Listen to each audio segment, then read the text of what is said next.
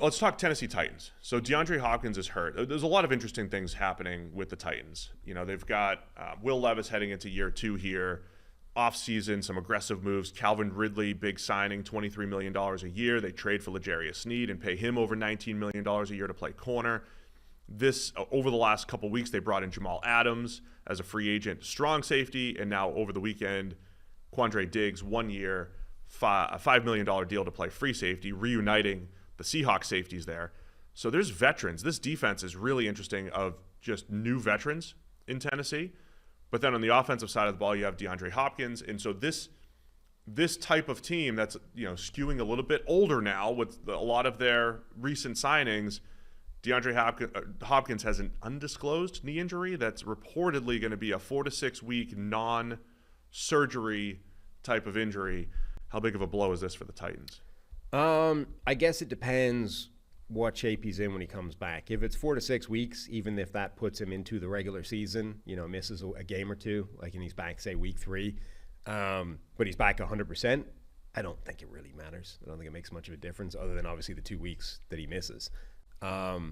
If, however, it's a knee injury, again, he's back, he can play week 1 or week 2, but he doesn't quite look like Nuke for a few weeks, then maybe that's a bigger deal. But actually, it's one of those situations where I think it could be a slight positive because now it forces Treylon Burks during training camp and preseason to get more work, you know, get more reps and figure out what they're going to do with him. And, you know, not needing to lean on Burks, I think, is huge, but I would also still like to see them carve a role for him and try and get him, you know, adjusted to a bigger part in the offense. So it's almost the best of both worlds in that scenario where the practice time is freed up for Burks, but theoretically in the regular season, once things go for real, he gets relegated down the depth chart again. They don't need to use him that much. In my simple brain sometimes, Sam, I look at a guy like Nuke and think about the discussion we just had about Tyreek Hill, where if he blows a tire, if he has a knee injury or a leg injury, it's like, okay, what does he do?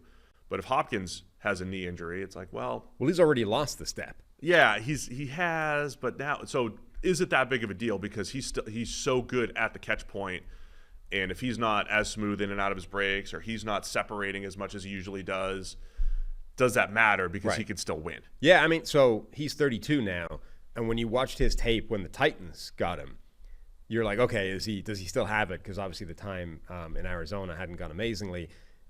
When you watched his tape from Arizona, you're like, okay, he can still win basically everywhere. The one thing he doesn't have anymore is that deep speed. He doesn't have that step. He's lost the step, right?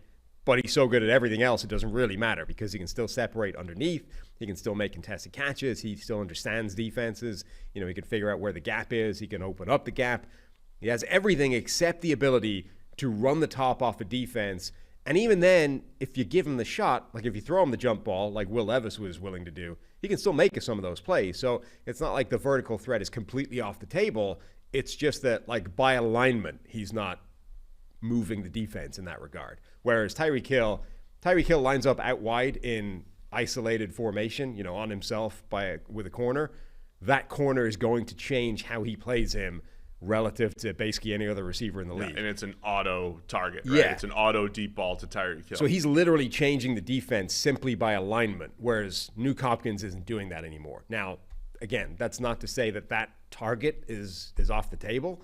Like, they might still throw it to him, but at least the corner doesn't need to change what he's doing simply based off where he goes on any given play. So that thing that we talked about with Tyreek Hill, you know, what happens if he loses the step? Well, Nuke's already lost the step. So from that perspective, I don't think the knee injury is going to change anything. It's if it changes everything else. Like, he comes back, it's still in his head. You know, he's just not quite 100%. All the sort of psychological lingering effects that a knee injury has on somebody. I started watching that Receiver, the Netflix show. Yeah. I'm only halfway through it or whatever. But it is fascinating. Like, the hamstring injury was basically the first serious injury that Justin Jefferson had. We talked about this with Trevor a while ago as well. Like, there's something that the first time you have a significant injury, there's no way of getting that out of your brain. Like, it changes something fundamental within you because for the first time it occurs to you that your body will not always just hold up and take whatever punishment you offer it. somewhere along the line, there's a breaking point and your body says no. And that I do think that changes something inside you where up until that point in your life, that never entered your head. It simply wasn't there. It had never occurred to you that you weren't bulletproof. And then the first time it's proven to you that you're not bulletproof, you're never able to remove that from the back of your head somewhere. It's always there. Maybe you can, put it in a back room and lock the door and be able to overcome it, but it's there in a way it simply wasn't before that ever happened. The Titans as a team, as I mentioned earlier, what a group that they brought in here, Sam, right? Look at the secondary. L'Jarius Sneed comes over from the Chiefs. Chidobe Awuzie comes over for $12 million a year from the Bengals. That's their starting cornerback tandem. And now Quandre Diggs and Jamal Adams come in to join guys like Amani Hooker. Hooker's had a pretty productive career for the Titans there. Jamal Adams, just never panned out in Seattle and never, there was a point where it was like him and Derwin James were the two big name young safeties. Like they were going to be the future of the safety position. And then Adams just really did not play well in Seattle whatsoever. Did not do anything close to what he did with the Jets. They changed his role. They tried to use him just as a pass rusher or more as a pass rusher, almost like the pass rushing safety. We used to joke that he was the best pass rusher on Seattle because of the way he rushed the passer, because he was actually good one-on-one, even beating tackles at times. And so the Titans kind of have this mishmash. They've got like Kenneth Murray at linebacker, this just a group of, coulda, woulda, shouldas on the defensive side of the ball. And it's really interesting to me because they've gone this veteran route, and it's year 2 of Ran Carthon as general manager. You've got a young quarterback, and it's just a slew of veterans who have played good football at some point in their career. And, we'll see I'm going to go there next week. I'm going to go check out Titans camp next week, and I'll let you know how it looks. The other thing that's interesting to me about that is Vrabel, I think, it always felt like the Titans defense was overachieving relative to the talent level from a personnel standpoint. And I think Vrabel got a lot of the credit for that in the same way sort of Belichick did in New England. Well, again, that's no longer there. So now, theoretically, they've upgraded the personnel and the talent looks a lot better. But have they downgraded in terms of their achievement levels relative to the talent? Like, is the defense actually going to be any better, even if on paper it's improved fairly significantly in a lot of areas? Chat's asking me, did Caleb Farley die? Why is he not listed as a starting corner? Well, he's only played 260 snaps since getting drafted in 2021. The chat's really asking, why is he not listed as a starting corner? Yeah, I mean, look, I was a Farley fan coming out. Same. 6'2", movement skills. He had that. And he had a really nice rep the other day. What's that? He had a really nice rep the other day. He had a really nice rep the other day. I saw one nice rep, ergo, he's still there. I saw that as well. The problem with Caleb Farley, he came out with this chronic back issue. He's been injured for the majority of his 3 years in the league, as I mentioned. Immediately tore a knee, right? Yeah. Like almost one of the first things he did was like, boom, knee injury, done. So there's a small sample size here of 107 coverage snaps.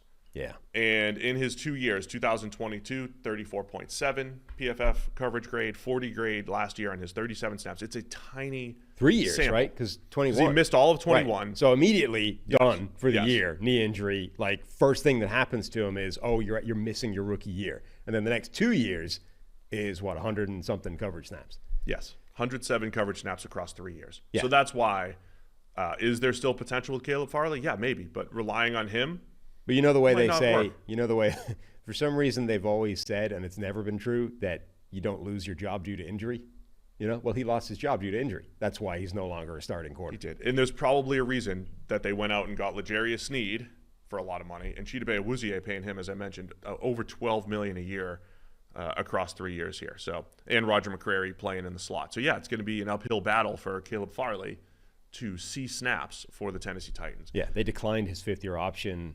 He's playing out the last year of his deal effectively. Like he's still there. And if they get anything out of him this season, it'll be a bonus. But they're essentially treating him at this point like, free, like house money. Like if he proves anything, it's a result, but we're not actually expecting anything anymore. Yeah. So I'm going to go to Titans camp next week. They've got 2 joint practices with the Seattle Seahawks. We're going to see them in person. I'm interested in seeing that the new look secondary, Will Levis, his development, and the 360-pound nose tackles that they have, the defensive linemen. They've got Bring in T'Vondre Sweat, his former Texas teammate. Keandre Colburn's already there at 330 pounds. Quentin Bohannon is a 350-pounder, whatever. They got some big defensive linemen that are going to be fun to watch as well. T'Vondre Sweat feels like an interesting in-person experiment, Saw him at the Senior Bowl in person. He's well, obviously he's big and wide. but the thing about T'Vondre Sweat was at that size, he actually moves and plays like somebody significantly smaller. How much does that translate in person? So yeah, I'm looking forward to checking out Titans camp. Again, interesting team. The Nuke Hopkins injury, I hope this doesn't become so. I guess the point I'm trying to make here is a lot of times when the team is constructed like this, whole bunch of veterans, you do start to get nicked up, and it's like that's the bust part of the boom or bust that you're going for here. That's how the Titans have kind of built this thing around Will Levis right now. So hopefully Nuke Hopkins is back, because I think the Titans have a lot of potential talent that they could sneak up on some people this year if Will Levis takes care of the football.